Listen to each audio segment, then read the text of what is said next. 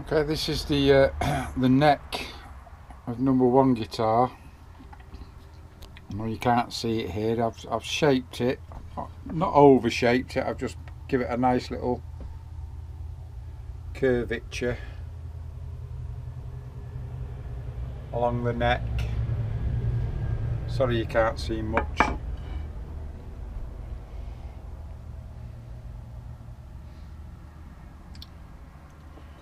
And I'll be able now to drill the hole for the tuning pegs, and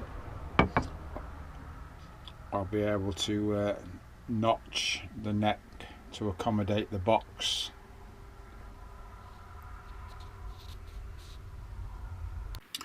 Okay, what I've done here, I'm marking the positions now for my tuning pegs. I'm not ready to put the fretboard on yet, so I've marked where my nut position is going to be. That's the centre of the nut position. From there I measure down 40mm and put a line across,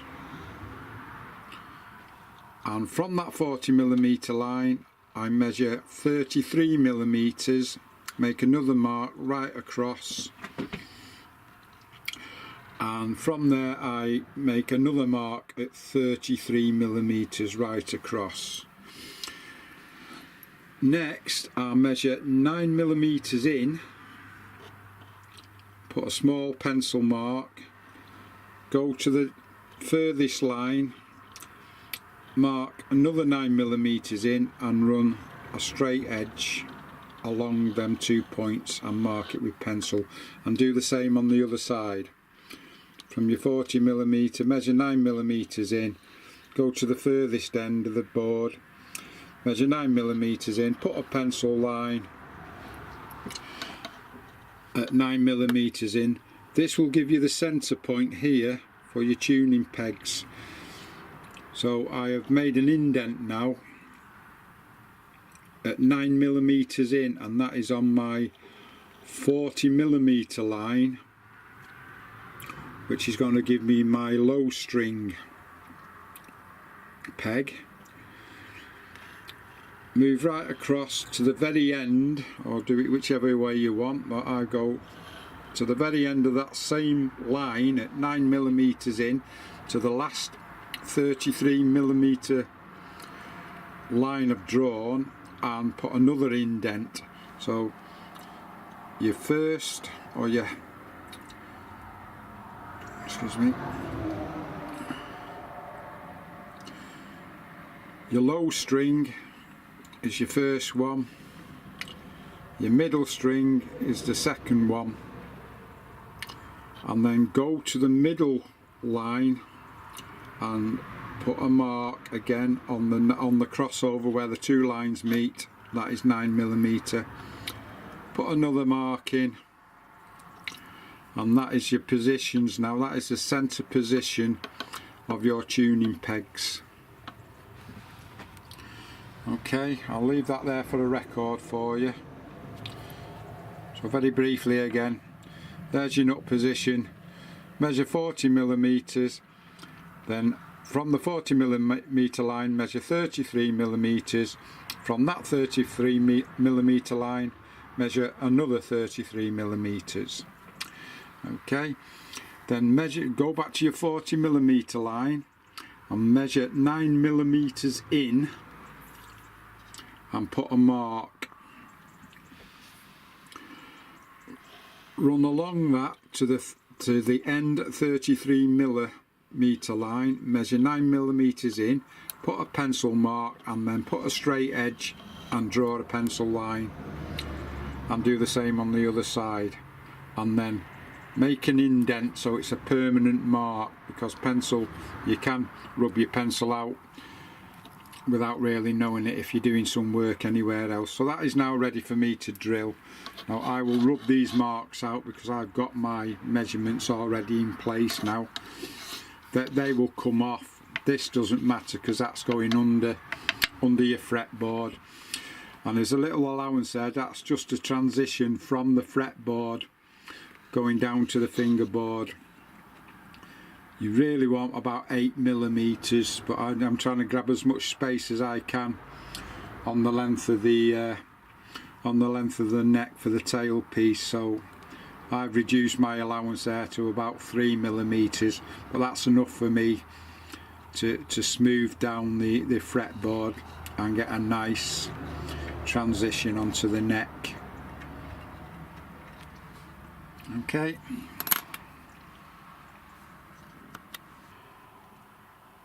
Okay, there's the 10mm holes ready to take the tuning pegs. I've just sanded it down nicely there to make sure it's nice and clean both sides.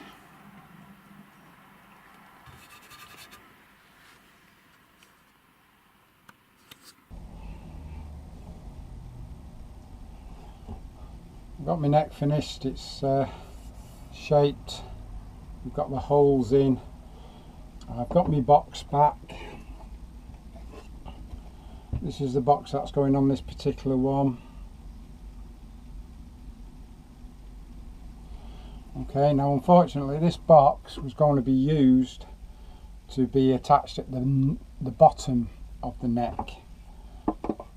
Originally it was going to be designed this way, and the top of the box will go on here.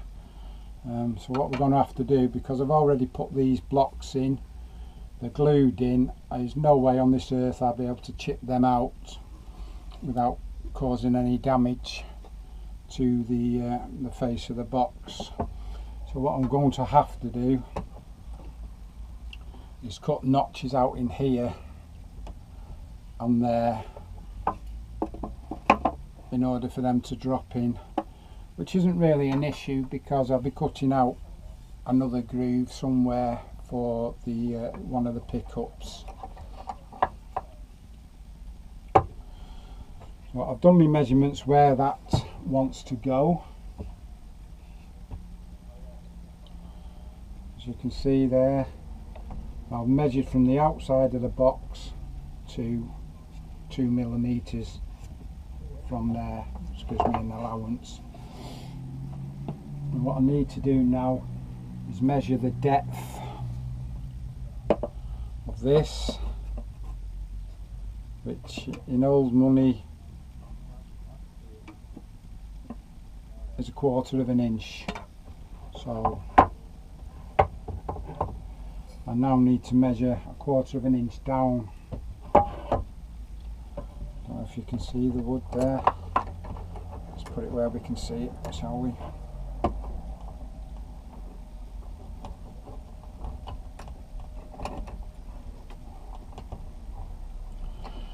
And I need to measure now down 1/4 of an inch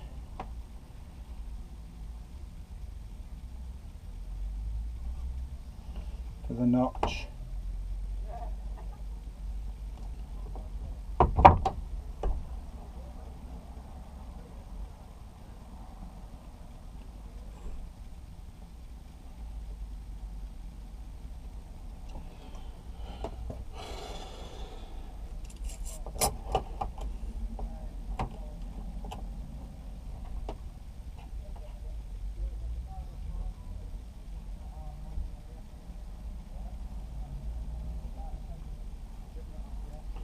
And run the line across.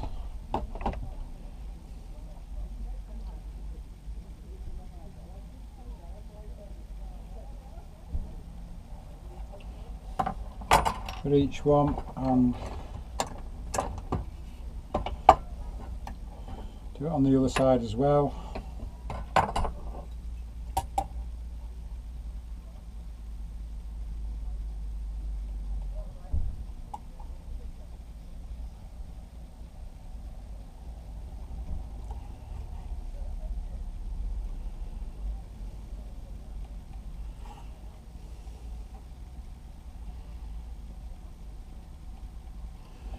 Now, if I'd made my mind up in the first place about what I was doing with this particular box, we wouldn't have to do this, but hindsight's a good thing.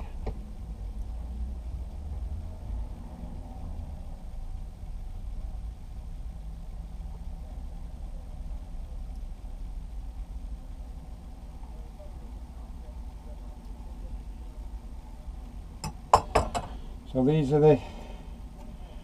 these notches got to come out.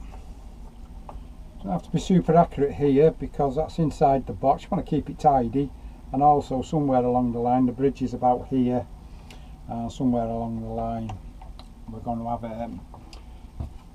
have to notch out for the sound, for the pickup. Sorry, I can't get my words out again this morning. I do struggle sometimes speaking, unfortunately. Right, if we measure a 25.5 inch mark now from the neck, from the nut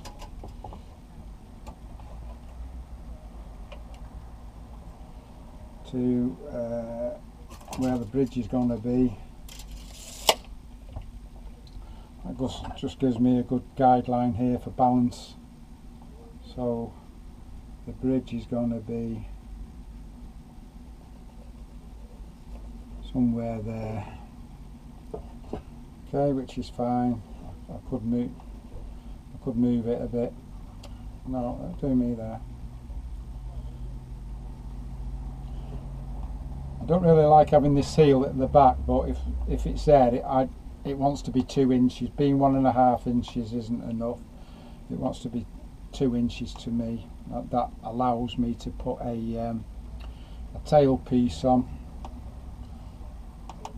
without overly obstructing the box itself.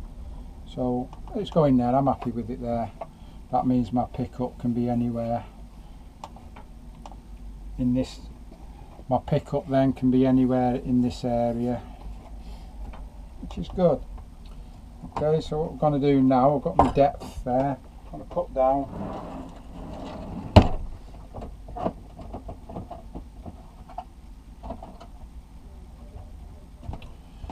cut down as best I can.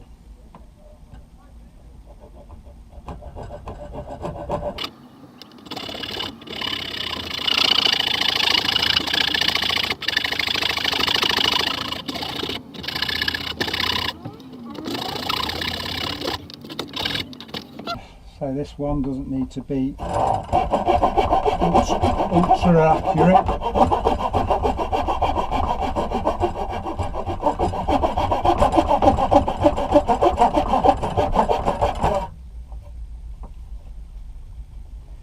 Let's be as good as you can.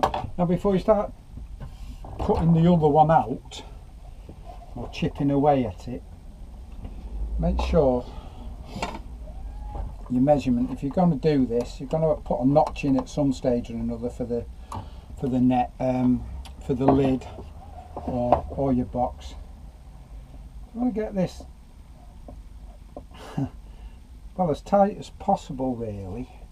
So now we've got that first cut, that's on the bottom. We can't do anything about that, but we can rectify anything on the second cut. So on this one, I'm going to go on the inside of that line as opposed to the outside. I mean, if I have to take a millimetre off afterwards, it's much better than trying to put a millimetre on.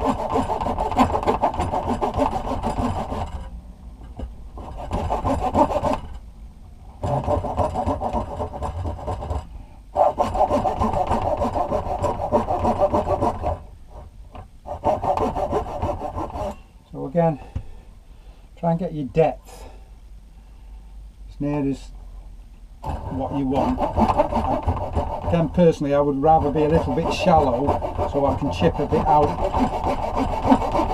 with the chisel or with the sand, with the sandpaper,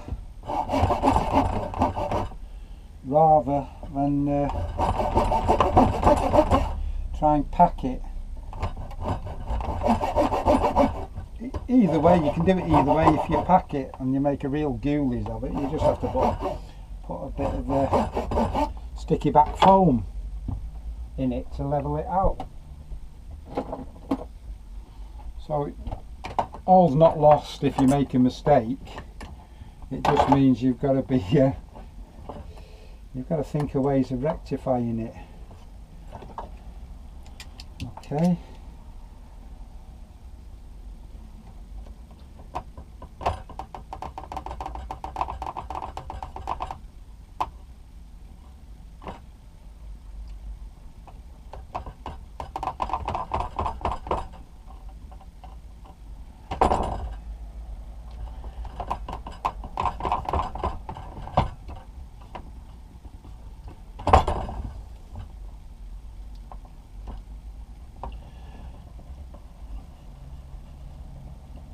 I know a lot of you chippies out there, I just go straight in with the chisel and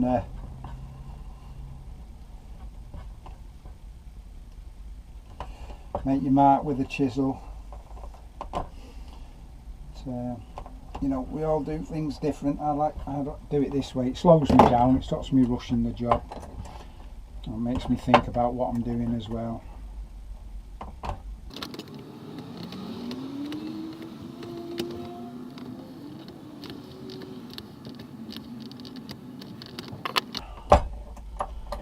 Okay, so there's your cuts. There's no going back on the cuts now. So they are what they are.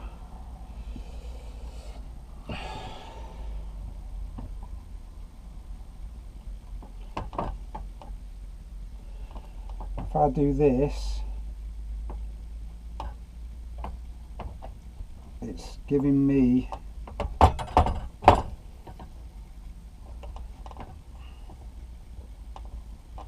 decent guideline when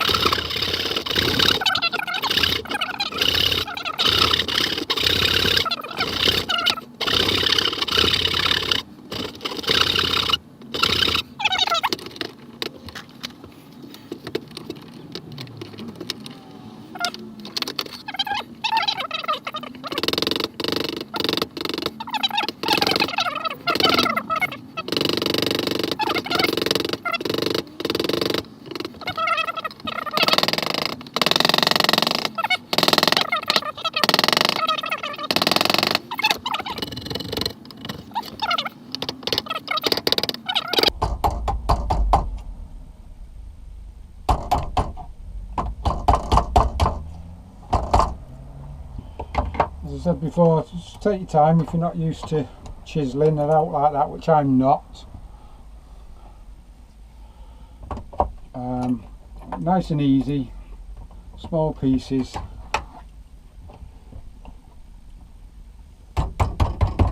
Concentrate what you're doing, because we're not on a production line, we're making something for ourselves, which is always going to have that homemade look anyway, but you're going to have that sense of pride.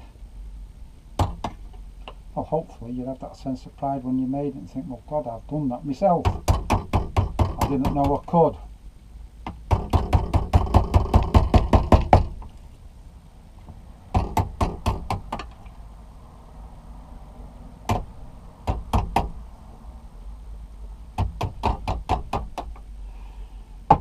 I don't think it takes talent, I think it takes common sense. Common sense and patience.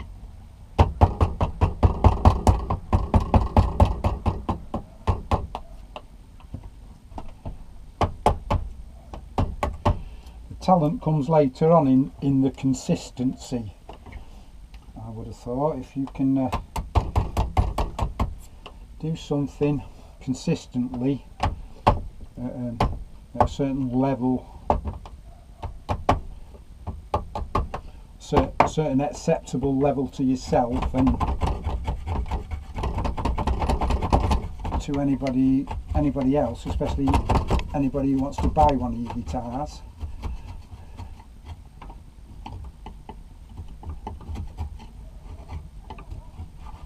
certainly no good making a guitar and saying, oh, I'm a guitar maker, and absolutely everything you do is of different quality. Doesn't matter what the quality is, good or bad, as long as it serves its purpose and plays, and more importantly, you're happy with it. If you're happy with it, and that's either the best you can do or all you want to do, but as long as you're happy with that finished product, it doesn't matter. It just doesn't matter.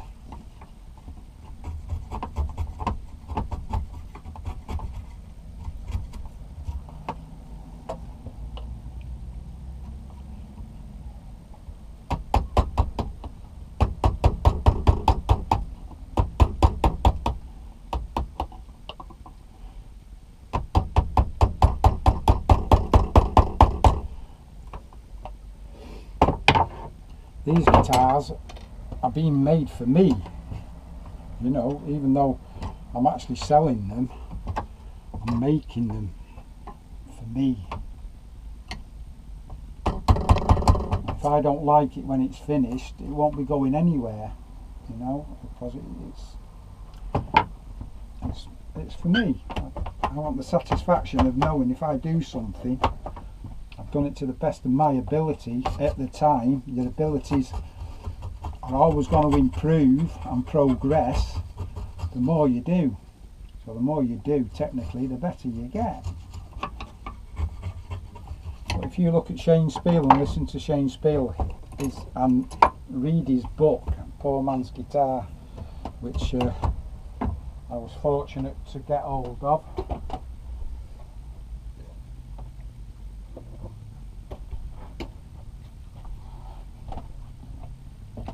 You get this book written by Shane Spiel. It's wonderful.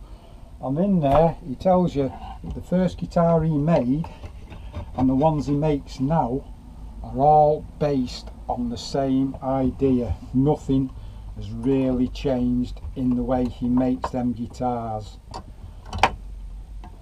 They all have the same sort of neck shape, the same basic build design and build quality, which obviously has improved from his first one, and he'll be the first to admit that anyway. And but he's probably done that many of them to the same measurements and dimensions with subtle differences here and there. He could probably do them with his eyes shut.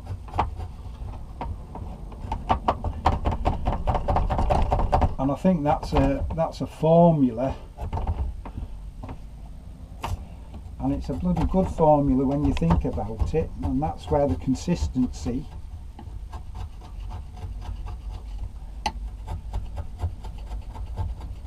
comes in when you're doing something. If you're doing the same thing 6, 7, 8, 9 times a day, possibly, you don't know, however many he does in a day, but like he said, he does all his guitar necks in a stock fashion, so he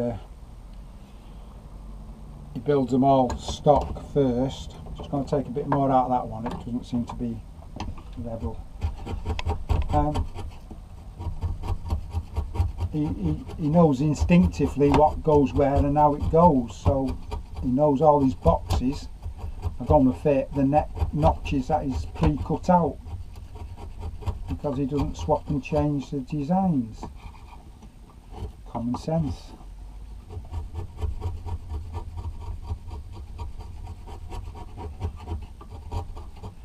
Okay, don't go any deeper than that. If I go any deeper, I'll make a ghoulies of it. If it needs flattening, I'll be doing it with a bit of sandpaper. Seems to be a little bit of a height difference on this side. We'll wait and see. We'll wait and see how it fits. Okay, so there's my notches. What I'm going to do now is offer the box to the notches, and I'm hoping that when it lies flat, when it lies in the notches, that should come level with the top of the box.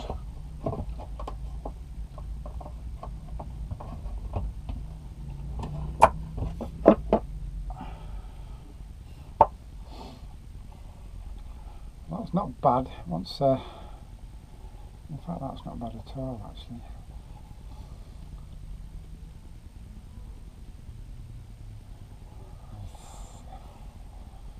Yeah, just wants a bit of fine adjustment, only a small adjustment to get them to sit. But we're dead level. We're absolutely dead level where I want the neck to be. It's just a fine adjustment. That'll come when we make the groove on the inside to give it clearance. There's no clearance yet because we've chipped down here for the box to drop in, but we've still got 1/4 of an inch there that we need to clear, and that will give us the sound hole, the space. I'm sorry, I can't get my words again. The space for the top of the box to freely vibrate. So that's not a major issue. We can do that, and first to do that straight away.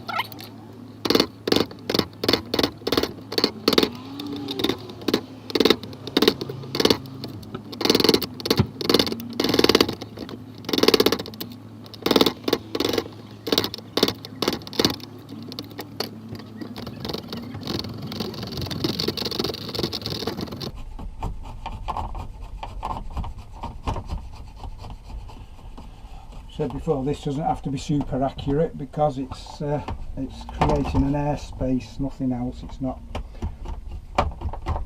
taking anything on it. So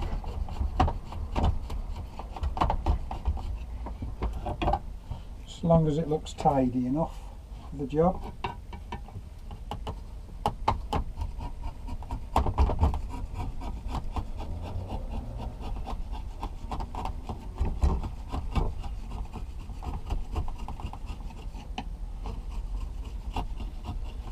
A little bit of sandpaper on that.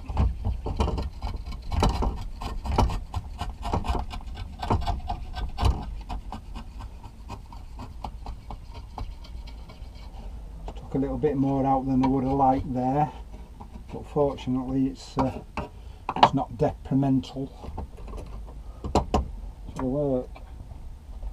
That one gets any closer. Okay, now hopefully if we've got it right, that should drop into there like that, and we're almost,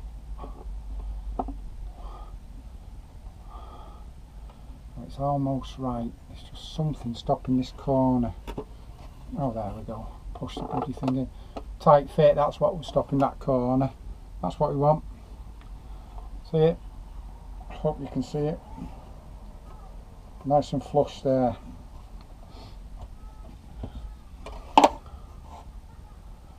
And then when your fretboard's on, got a beautiful finish Doesn't matter if it's a millimetre over, if there's an air gap there or not. No, there's not on this one. It's absolutely solid, so when that goes in, that is fixed permanent. Because what I will do, I countersink a screw in there and one at the back end there, so that is designed not to come off. In fact, because I've just seen that impeding on the horse, I might cut that back a bit by 2 frets anyway, so it'll have an exposed screw fitting, but I'd sooner do that than hide some of the artwork. So that's it. That's absolutely spot on. I'm just going to tidy this corner up a bit to get away, to stop that bit of a squeak, but that won't occur when it's drilled in. Now we're going to lower this by a couple of millimetres as well, so it drops below the box, and that allows the strings,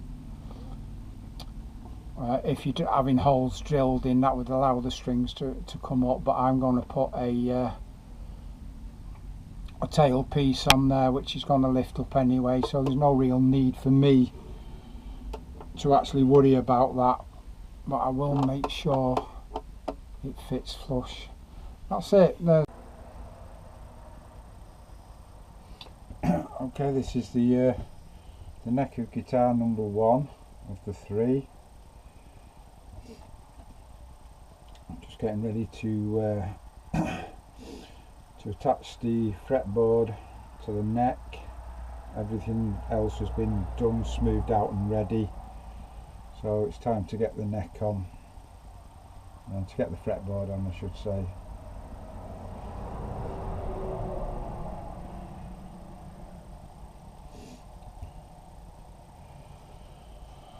Fretboard, you cut the fretboard to size.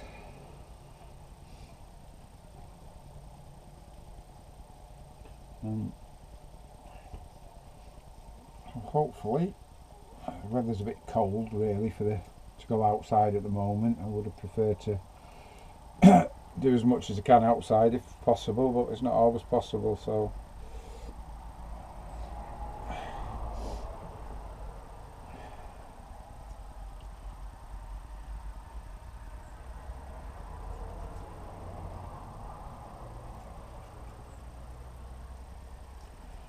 you're going to get as much glue as you can.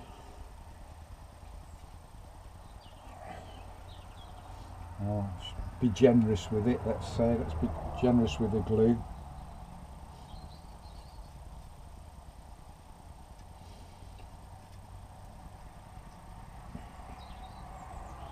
Make sure it covers every part of your work surface that you're going to glue together. Paying attention to the edges, of course. Paying attention to everywhere actually, but your edges in particular.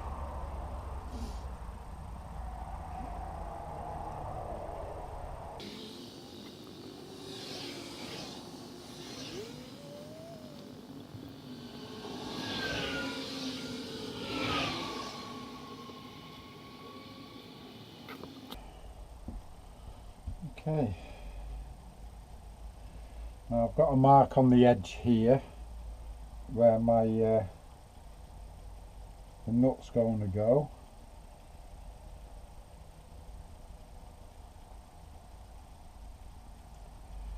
The fretboard is slightly wider than your neck, which is good because it will allow us to centre it. As you can see, it's very, very slippy. Once the wood makes contact with the glue, it goes all over the place. It's very slippy, so we'll get it on into a reasonable position where we know both sides. We've got an hangover on both sides of the fretboarding.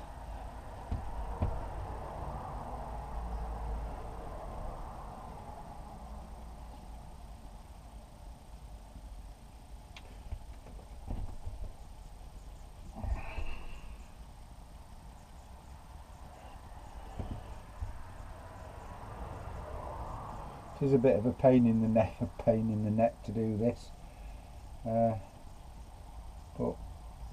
it's got to be done. And you want it even on both sides to keep your frets running straight. So if you're over generous or you've got a bit of a twist on it, your frets aren't going to run straight on your guitar.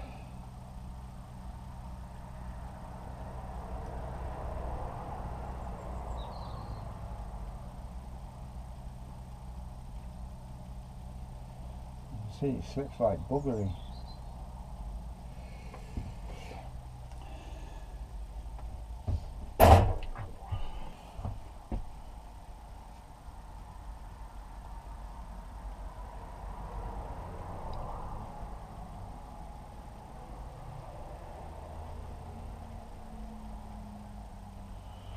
It's going to become even harder now when you try to put your clamps on.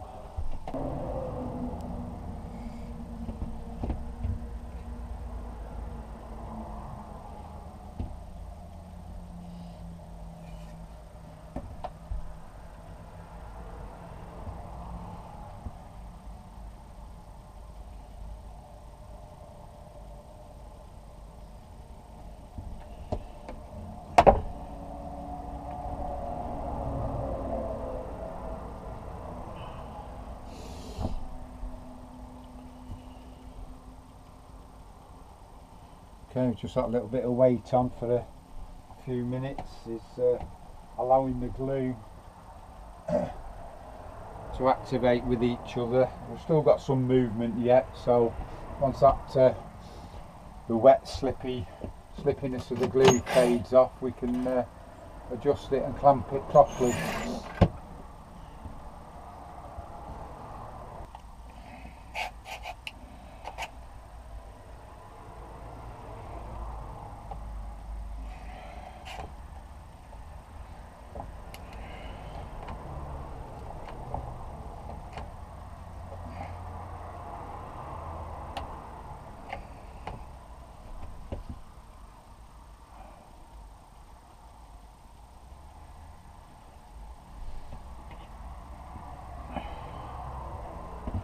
Right, we've got one clamp on there now, so we just need to make sure we can get it as evenly as possible now.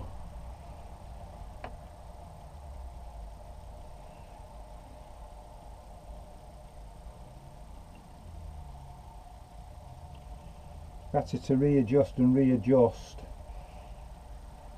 get it right than leave it and think, oh sod it, I can't do that, it'll be fine.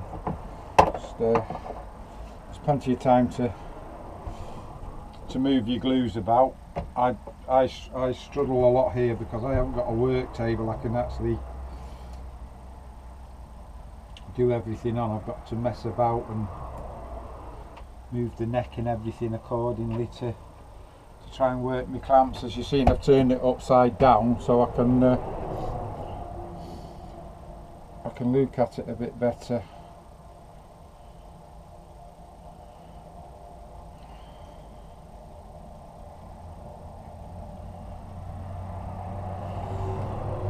That should be fine. Right, let's get the rest of the clamps on.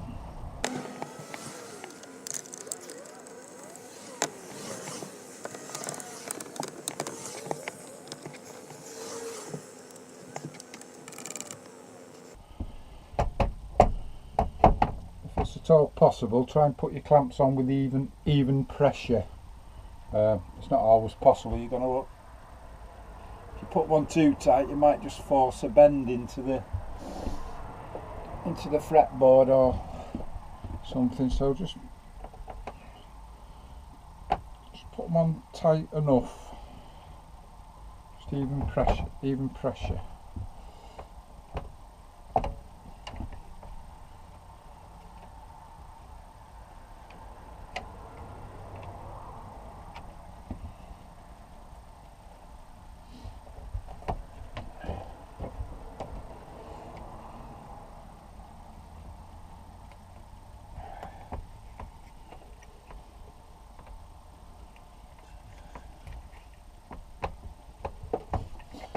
That's it. I'll leave that now. 24 hours.